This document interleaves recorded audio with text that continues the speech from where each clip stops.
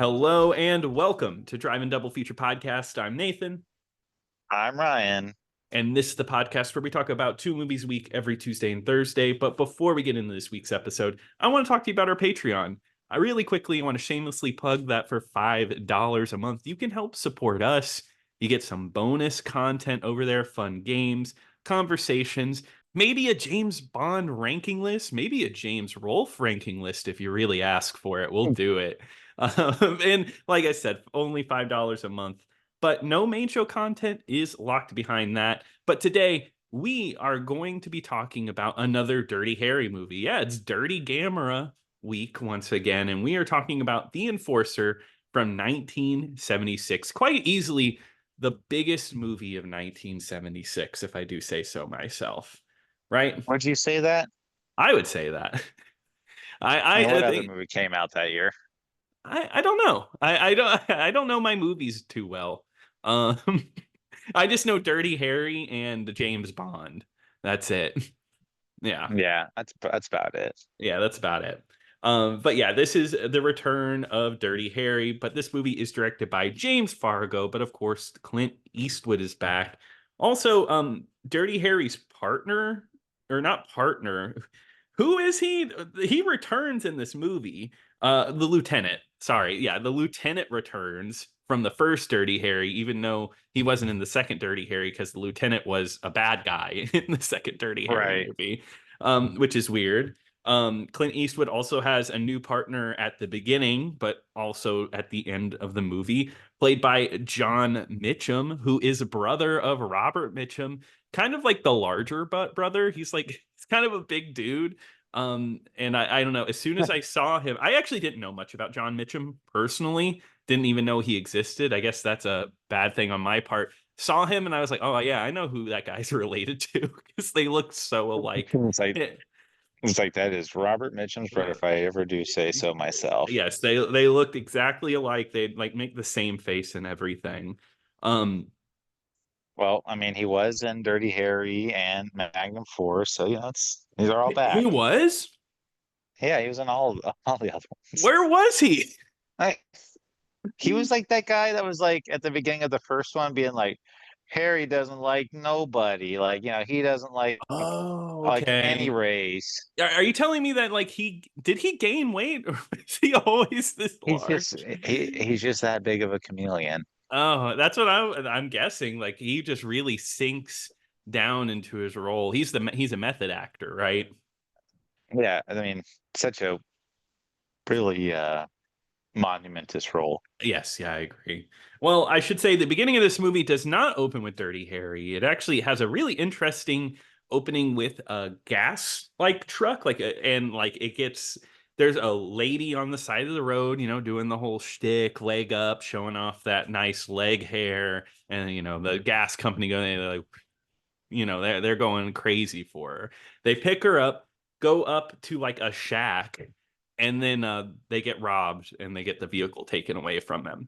Sounds short, not really. This part of the movie is actually like really long and it's not really exciting. I don't know how you felt about this intro. It's all right. I mean, Yeah. I don't really think it doesn't really establish who our villains are. I mean, it shows who they are, but it doesn't really be like just like, oh, okay, like Yeah, it takes a while to get back to that, right? Like I feel like after that, the Dirty Harry part of the movie comes in, and it takes a long time for the gas thing to get back into the plot. And it feels really odd. yeah. I mean, it makes more sense like when the movie goes on, but yeah, it doesn't.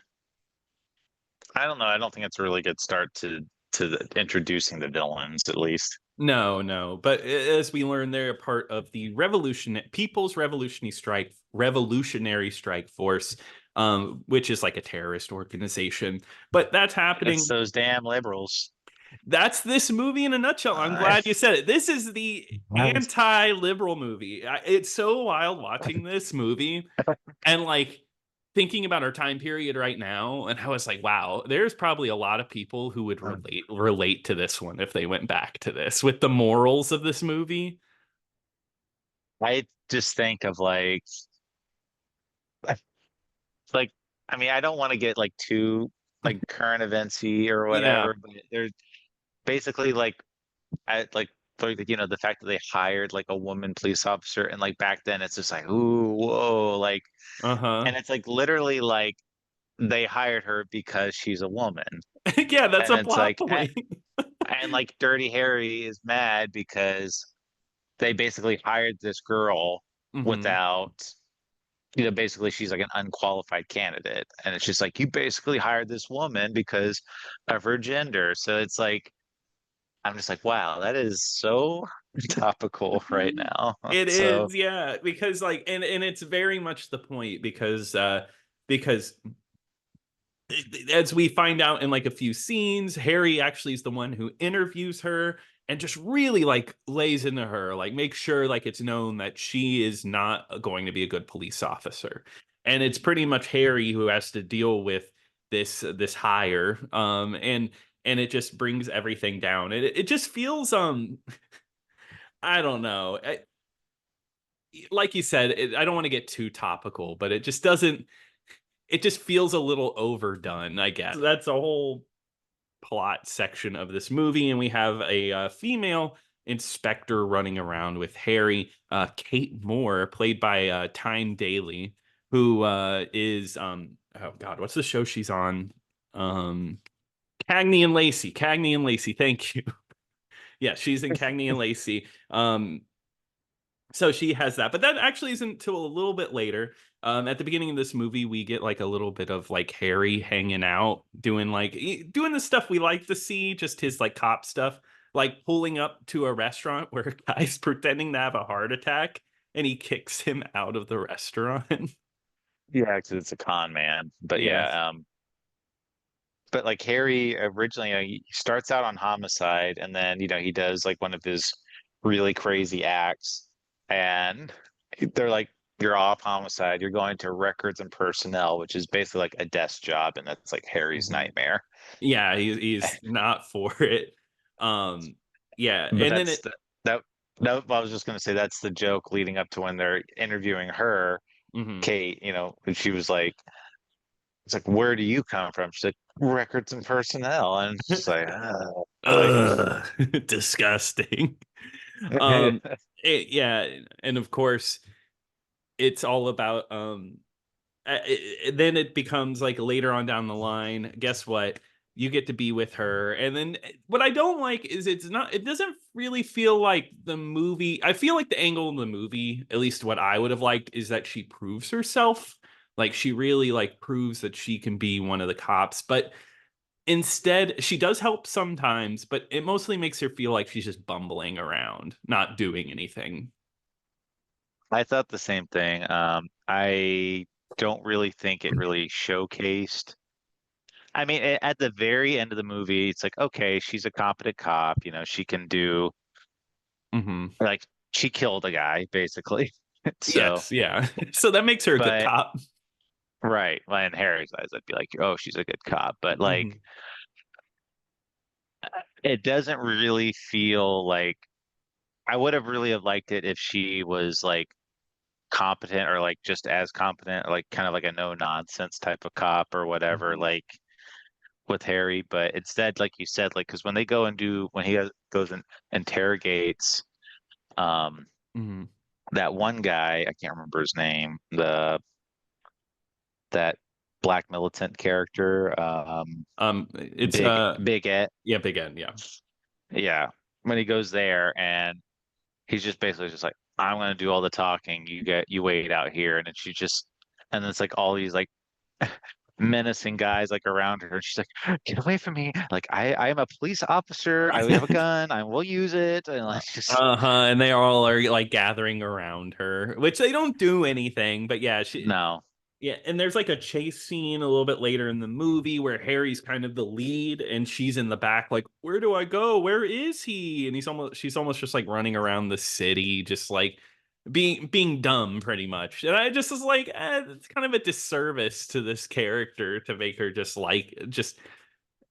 she becomes a joke. Because I mean, the whole point of the movie, like you said, is this, like they hired her because specifically because she's a woman, Mm-hmm. and And when they have that militant group, because the main villain is Bobby Maxwell, Hmm. and they think originally that it was Big Ed's group that did all the terrorist acts, but it was Bobby's group. So they're like, okay, we're gonna arrest Big Ed's group or whatever, and they give all the credit to Kate because they're just like, oh well, we can give her something, so that way it's like it was a total success. She found the bad guys. Yeah, Uh, which is so funny because that becomes a whole scene where Harry and her meet the mayor, and then they're like, and Harry's like, why are we even here? What's this for? Because they don't actually know that Big Ed was even arrested, was even taken down. That just becomes like a complete surprise. And of course, Harry's like, no, it wasn't him. I know it wasn't. And you're just like giving this away so easily. Um, right. but And the he thought, fun, but he thought she was going to take the award, though. He's like, and then, but she ran out of the ceremony too with Yeah, him. yeah, of course. But it's so funny how bumbling that scene is because the mayor doesn't even have like anything to give them, right? Like the aide or whatever is just like, yeah, we just got some papers. You can just hand that over. It doesn't matter. We'll just make it look good. Um, which is, I don't know. I thought that was goofy. But of course, they run out together and they want to actually find like the real people that are doing this because they are going to kill people. But Big Ed does eventually get out. They finally get him out. Um, And he becomes like the informant, and he's able to tell them yeah, who the leader is.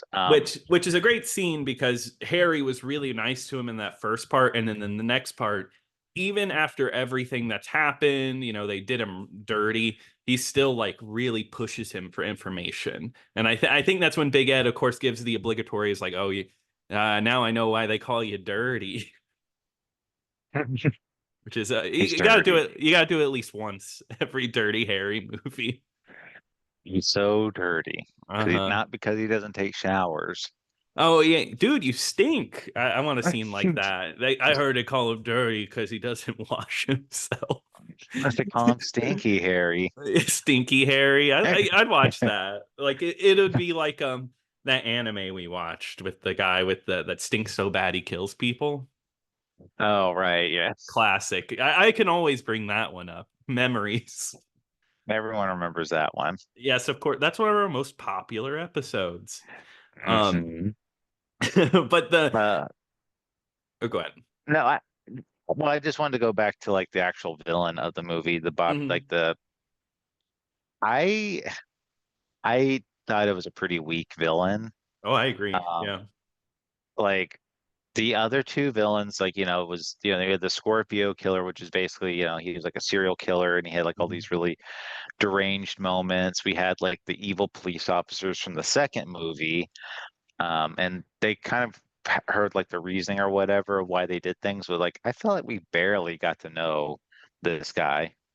No, I agree. I think the plot overall in this one is just weak, and I think that's not helped by the villain here or the group of villains because it's not only one guy, it's a group of people that are leading this charge to they eventually kidnap the mayor.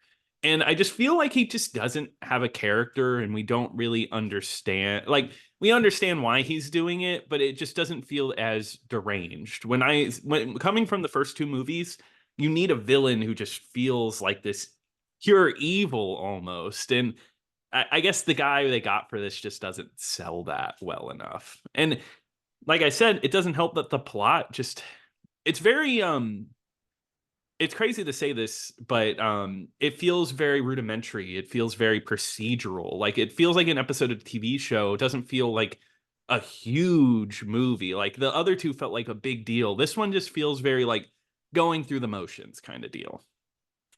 Well, I think more of like the main selling point of this movie is the dynamic between Harry And uh yes. and more, because I don't it's kind of just showing them like, oh, like, which I when I first saw this is like, I'm one thing I am glad they didn't do is like I thought it was going to be like she was going to fall in love with him when I first saw this movie. Which I don't know how you don't do. I don't know how you don't fall in love with Clint Eastwood. Yeah, well, I mean, he had like that one girl that basically just like throwing her whole body at him or whatever in the last Yeah. movie. So, All my but female fans were asking me to have a girl hit on me. yeah, but I'm glad they didn't go in that direction. But I Mhm. mean, I do like the little moments with them, like, where it does show like they do have some sort of chemistry, I will say. Yeah, I do agree, and I think Kate, her actress is good. I think she does a good job. I don't think she's bad. Like there's a moment when they're walking like in the park and they're kind of flirting with each other, where he's just like she talks about intercourse and he's like, is Oh everything yeah. sex to you? Which is they were kind of flirting, like that was a little flirty, but of course they don't get a relationship out of it. She's pretty much just like not interested. Oh yeah, when she was just like they looked at that done, it's like he looks very phallic, don't you think? And he's just like, what is your problem? Yeah, exactly. Which is a fun little scene. Um Yeah. but it all comes together and they go to Alcatraz in this one, which is which is odd. So they kidnap the mayor and then they meet up with them for like kind of a ransom deal, but of course Harry isn't going to do that. So he goes and shoots up a bunch of them at Alcatraz, which I guess Escape from Alcatraz hadn't been filmed yet, so it's kind of like a setup to that. He was killing two birds with one stone. He was scouting locations for that movie. Scouting locations for Escape from Alcatraz. He's like, I don't know where he could "Oh, film this. I was gonna do Escape from Sing Sing, and now this prison's perfect. It just This happened to be Alcatraz." wow, this one just works so well. Let's change the plot. And I'll be honest with you, I don't love the ending of this movie. I think it's fine. It's like a shootout, but of course, Kate dies. It's a Dirty Harry movie. The He partner's got can't to have a die. partner that lives. Yeah. Yeah, and she dies, and then he gets a rocket launcher and blows up the guard tower in the end. It's like a huge explosive ending, which once again just feels so weird in one of these movies. Yeah, like it's just such a gnarly like way to kill someone. Just like this like fires like a whole bazooka at him. But But like the what? mayor's right there. The mayor's right there too. Uh Like when huh. the explosion, he's like inches away from that explosion. It's crazy. What also is crazy to me that the person who wrote this like even set that up earlier in the movie because remember like they are testing out Yeah, rocket launchers and he moves right, her out of right. the way. It's like wow, this movie has foreshadowing for the rocket launcher death. Just kind of an odd thing to write in your movie. And then of course it ends very somber. Harry is sad, wow, she actually was okay, but now she's dead. I that's the thing. I feel like I like that every dirty movie, Harry movie, is kind of like its Pretty own dirty movie. thing. Yeah, every dirty movie is like its own thing. But I think I would have liked to have seen more of her if she maybe she could have stuck with the movies a little bit. Yeah. Um, it's just I don't. Yeah, I wish that we could have gotten a little more from that character. Because eventually it's just how it always is. You get. I will say, like, she's probably been like the best partner so far. Because like Yeah. the first guy, he was like, he got hurt, and he's just like, I'm gonna go be a teacher now, and then and then, Yeah. and then the last guy, like, I barely remember anything about him Uh, uh, he got blown up. other than he got blown up. Yeah. Yeah, So I and mean, at least her, she's memorable. I could think of things she's did and like the personality she had. it's because this is more of a buddy cop archetype because the first guy and the second guy it's about race, right? It's about him partnering up with somebody of a different race, but they both seem pretty competent, whereas like she is a woman and like this movie definitely sets her up to not be that good of a cop, so it ends up being like kind of fun to see the dynamic of us like somebody who's kind of doesn't really know what they're doing versus somebody who's like seasoned. It's that buddy cop setup that I think works here. That Lethal Weapon stole from the Enforcer, because Mel Yeah, Gibson was a woman in that movie, right? right. Well, I Yeah, mean, he that'd had be great. long hair like a woman. Yeah, when I saw that butt scene, I was like, wow, whoa. And then Yeah, wooga. oh, and then it was Mel Gibson, and I got scared for a second. And then I got even more excited. Yeah, I was like, whoa, I got up out of my seat in the 80s theater. Yeah. Because Um, I was alive then. yeah, yeah, definitely 100%. But I'd say overall, The Enforcer, for me, I didn't really love it. I think it's fine. I think it has its fun moments. It's also extremely short. It's like the shortest one. It's only an hour 30, so you can get through it pretty quickly. Um, Mm. but it just didn't have the same magic as the other two for me. It just felt very procedural. So I'd say light recommend. What about you? Yeah, I mean, I think I still like Magnum Force a lot. Hmm. Um, this one, it was good. I mean, I don't. There wasn't anything like horrendous about it, or it was a really good, solid movie. So I would also give it a light recommend as well. Well, cool.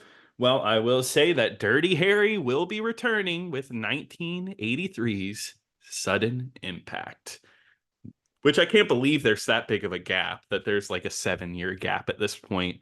And then there will be another gap after that. But Ryan, remind us, what are we going to be covering on Thursday? Well, Nathan, we're going to be talking about a movie, part of the original Gamera series from the Heisei era. We're going back to Gamera 3, baby. And that is for free on Tubi right now. Awesome. Well, I'm excited to watch that. And if you want to email us at drivingdoublefeaturepodcast@gmail.com. You can also, if you're listening to this on YouTube, be sure to leave a like. If you're listening to this on Spotify, comment. I guess there's a comment section on Spotify now. Leave a comment. Let us know what we should cover next, and I'll do it. Why not?